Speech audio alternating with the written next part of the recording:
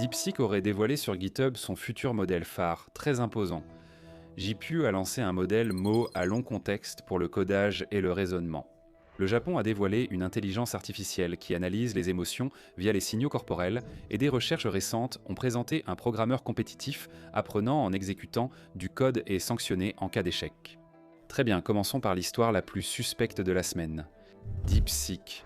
Ce n'est pas une annonce officielle, mais des développeurs ont remarqué que DeepSeek laissait des indices sur ses futurs projets. Les preuves issues du code sont plus sérieuses, car les entreprises contrôlent les communiqués, mais les changements de code révèlent souvent la réalité interne. Le 21 janvier 2026, de nouvelles informations indiquent que DeepSeek pourrait présenter son nouveau modèle d'intelligence artificielle, DeepSeek V4. Et la période que les gens supposent, c'est la mi-février, autour du nouvel an lunaire. La plus grande attente concerne une nette amélioration des capacités de codage. Alors, d'où cela vient-il ? Le 20 janvier, pour le premier anniversaire de DeepSeek, R1 a remarqué que DeepSeek avait mis à jour beaucoup de code Flash MLA sur GitHub. Ce n'était pas juste un ou deux fichiers, mais 114 qui ont été modifiés pendant ces mises à jour. Les développeurs ont remarqué l'apparition 28 fois de l'identifiant inconnu Model 1. Ce n'est clairement pas un simple espace réservé oublié, c'est répété assez souvent pour évoquer quelque chose de réel. Ce qui renforce son importance, c'est que le label Model 1 apparaît avec l'identifiant V32 lié à DeepSeek V32. Par endroits, le code distingue clairement Model 1 de V32, montrant que Model 1 n'est pas une simple version mineure, ce qui a aussitôt déclenché une alerte. La vraie question est de savoir si DeepSeek crée un nouveau produit phare sur une nouvelle architecture ou se contente d'améliorer le V3. Les développeurs ont relevé des différences techniques entre Model 1 et V32 dans certains domaines clés. Et ce sont précisément ces types de domaines qui indiquent des changements profonds sous le capot, et non de simples améliorations superficielles. L'un d'eux concerne la disposition du cache key value.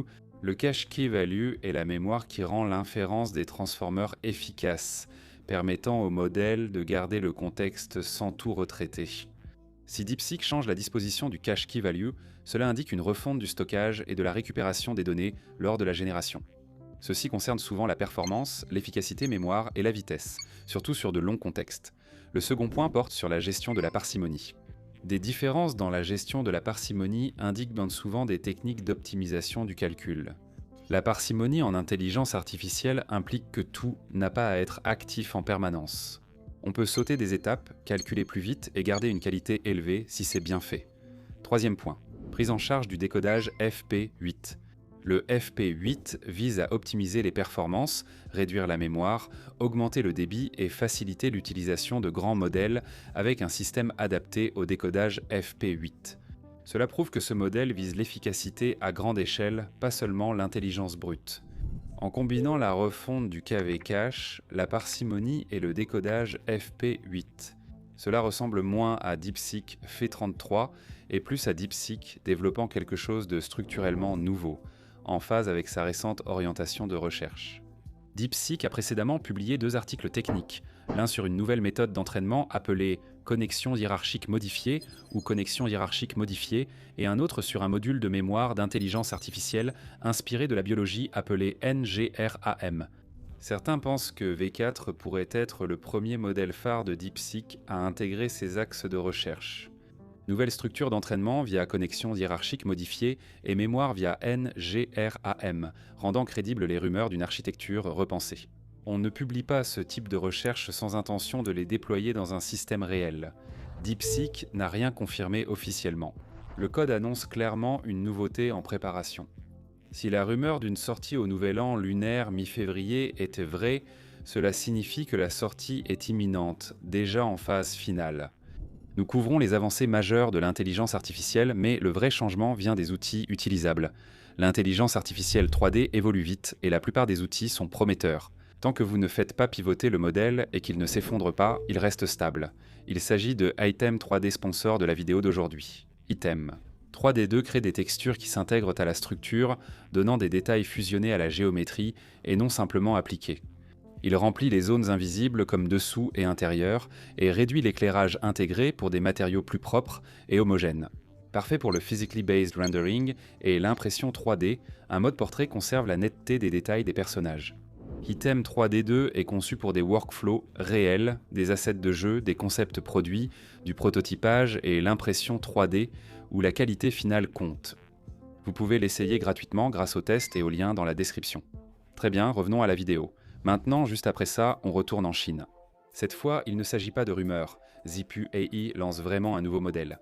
Zipu AI, aussi appelé ZAI, a lancé un modèle très ciblé nommé GLM47 Flash. Conçu pour ceux cherchant performance en raisonnement et programmation, tout en restant compatible avec un usage local, vous permettant de l'intégrer à votre flux de travail sans gros cluster GPU. Cela compte davantage que ce que les gens admettent, car la plupart des meilleurs modèles d'intelligence artificielle sont trop coûteux, lourds à héberger ou soumis à des restrictions. Les interfaces de programmation d'applications payantes GLM47 Flash sont appelées modèles maîtrise d'œuvre 30 baccalauréat 3B. Cela semble technique, traduisons en langage simple. Le modèle a environ 31 milliards de paramètres, mais ne les utilise pas tous à chaque génération de jetons. Il repose sur une architecture appelée mélange d'experts. Zipu affirme que leur modèle de génération de texte possède 31 milliards de paramètres. Il prend en charge l'anglais et le chinois, et il est configuré pour le chat et l'utilisation conversationnelle. Il effectue des complétions brutes via l'architecture GLM, 4 soulignés. Mémoire, souligné. Light appartenant à la famille GLM47 aux côtés de GLM47 et GLM47-8. Voici un détail clé. ZAI présente GLM47.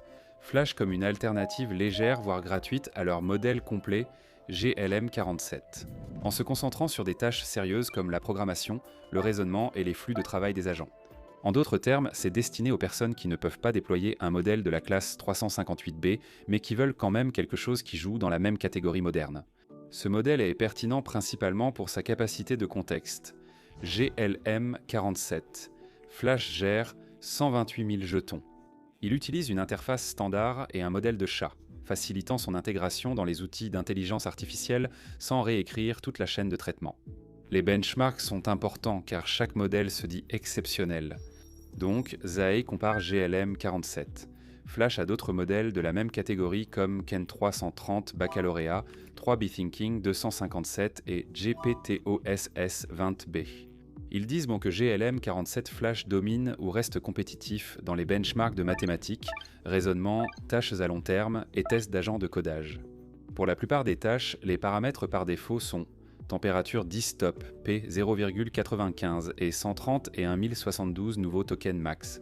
Le modèle peut produire de longues réponses sans limitation. Pour Terminal Bench et Software Engineering Bench vérifié, ils utilisent une température de 0,7, un top P de 1,0 et jusqu'à 16 384 nouveaux tokens. Pour Tosquared Bench, ils fixent la température à 0 et limitent à 16 384 nouveaux tokens.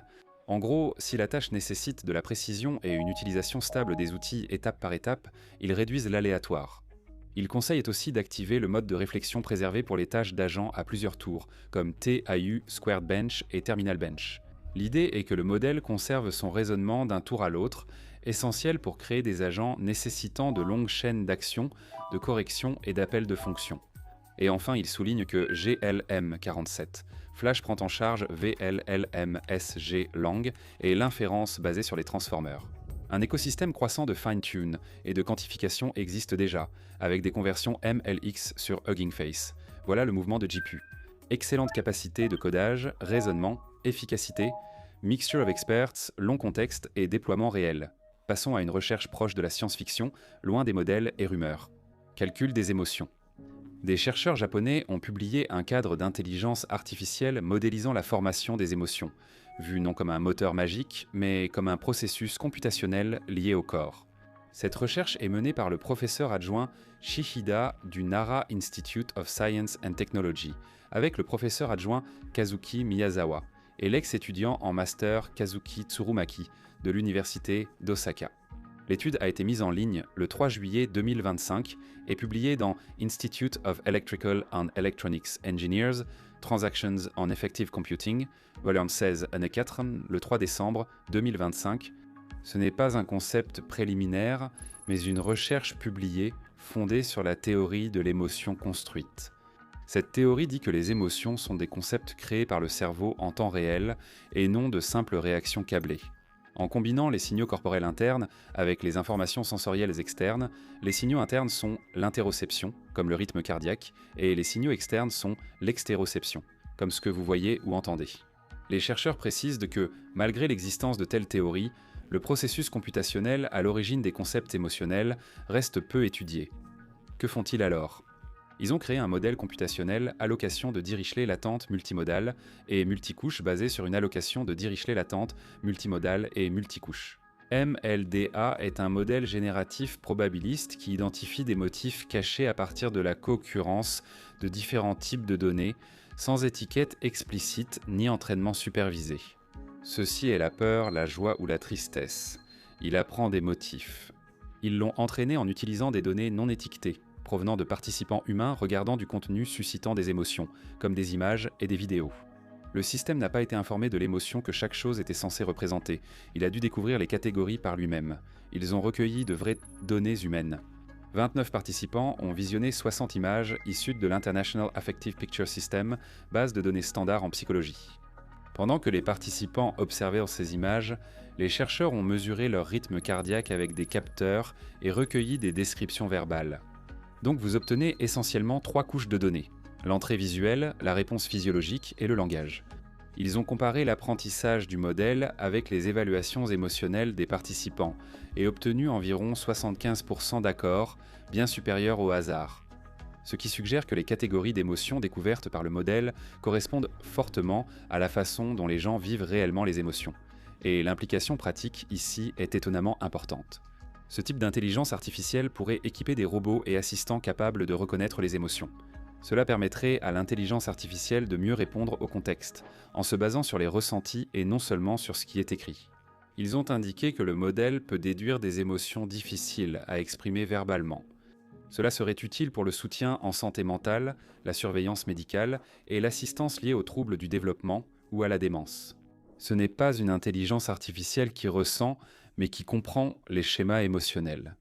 Terminons maintenant avec la partie la plus intense. NewsCoder 14b News Research a lancé NewsCoder 14b, une intelligence artificielle conçue pour le codage le plus complexe. Essayez la programmation compétitive. Nombreux tests cachés, délais et mémoire stricte. Si votre solution est légèrement erronée, c'est l'échec. Pas de pitié. Construit sur CAN3 114b puis amélioré par apprentissage par renforcement, ils l'ont simplement entraîné ainsi. Le modèle génère le code, qui est exécuté dans un environnement sécurisé, et n'est récompensé que si le programme fonctionne.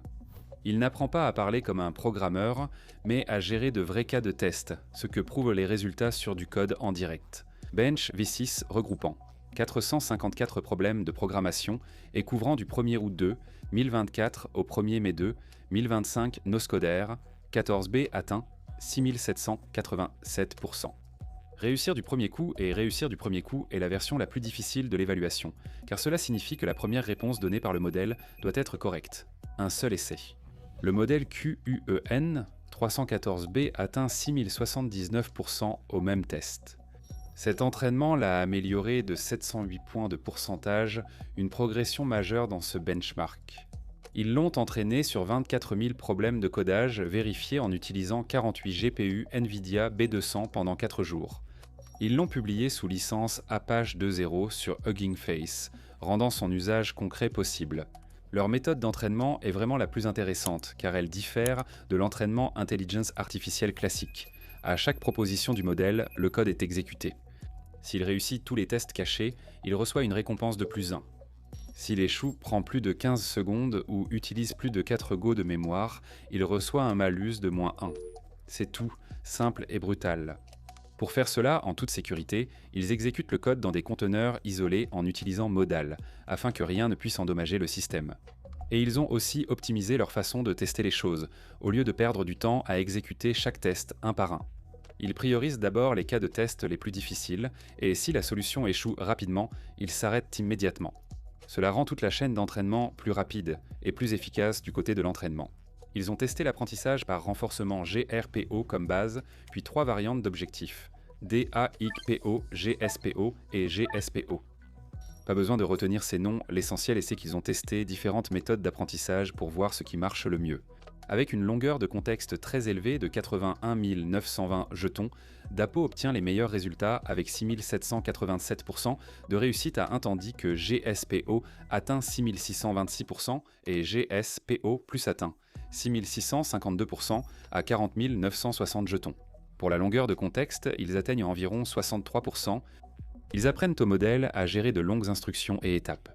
D'abord avec un contexte de 32 000, puis 40 000, puis environ 80 000 grâce à IARA et l'extension de contexte, atteignant 81 920 jetons.